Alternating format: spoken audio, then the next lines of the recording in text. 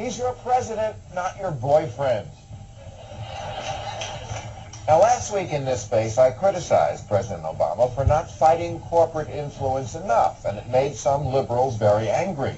My phone rang off the hook, my email filled up, and Nancy Pelosi got so mad her face moved.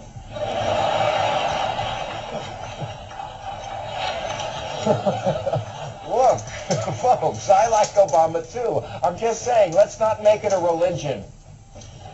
And as far as you folks on the right who think that we're now somehow in league, we're not in league. I was criticizing Obama for not being hard enough on the corporate douchebags you live to defend. I don't want to be on your team. Pick another kid.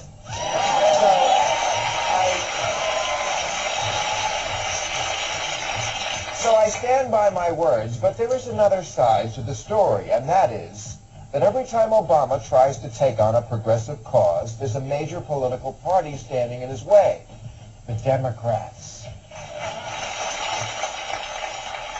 Now, people talk a lot about a third political party in America. We don't need a third party. We need a first party.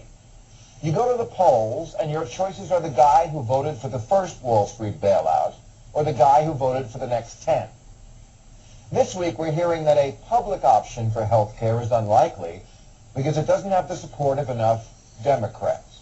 Even Ted Kennedy's plan, Ted Kennedy, leaves 37 million uninsured.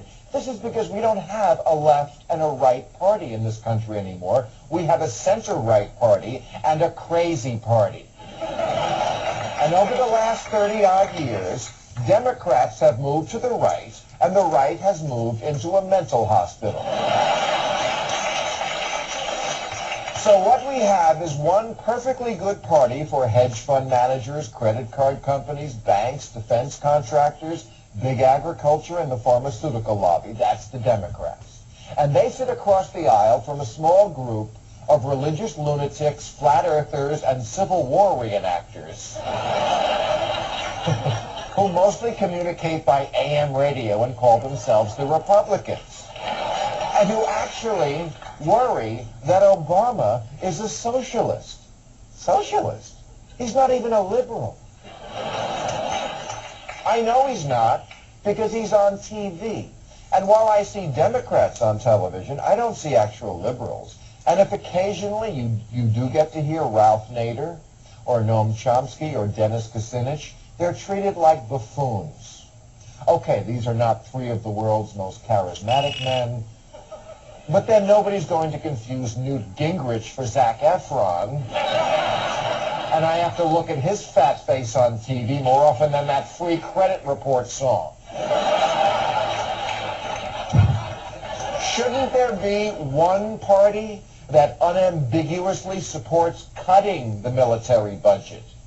A party that is straight up in favor of gun control, gay marriage, higher taxes on the rich, universal health care, legalizing pot,